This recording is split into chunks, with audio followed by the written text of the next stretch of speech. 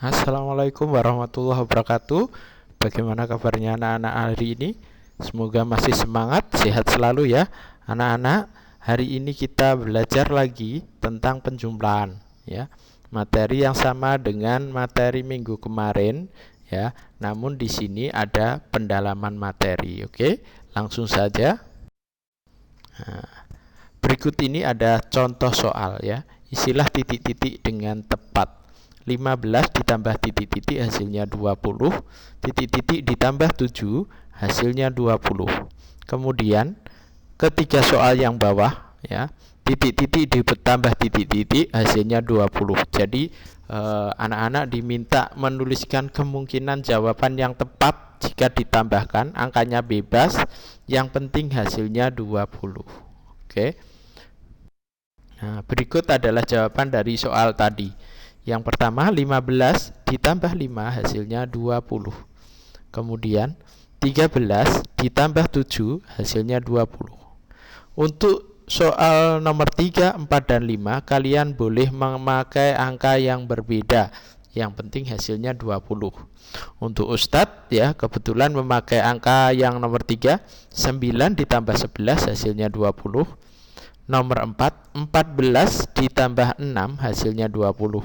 Kemudian yang kelima, 19 ditambah 1 hasilnya 20. Jadi anak-anak boleh mengisi dengan angka yang lain yang berbeda, namun yang penting kuncinya hasilnya 20.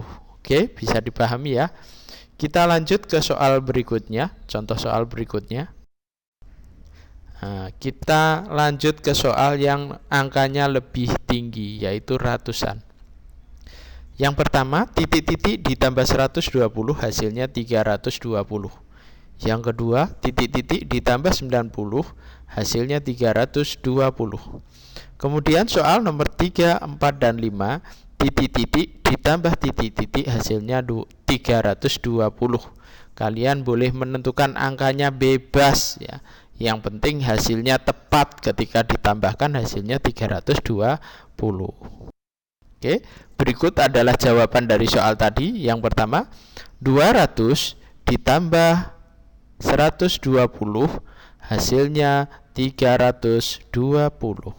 Kemudian yang nomor 2, 230 ditambah 90 hasilnya 320.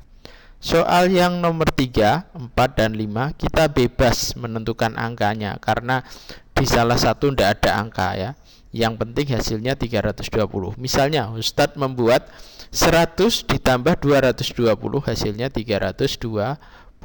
Kemudian 150 ditambah 170 hasilnya 320. Kemudian yang kelima, 300 ditambah 20 hasilnya 320. Nah, anak-anak bisa membuat penjumlahan lain selain di video ini. Misalnya membuat angka 290 ditambah 30. Hasilnya adalah 320 atau angka yang lain. Selanjutnya kita menginjak pada soal cerita ya. Perhatikan soal cerita berikut. Di sebuah koperasi terdapat 200 pulpen. Pulpen tersebut disalurkan sebagian ke kelas 3.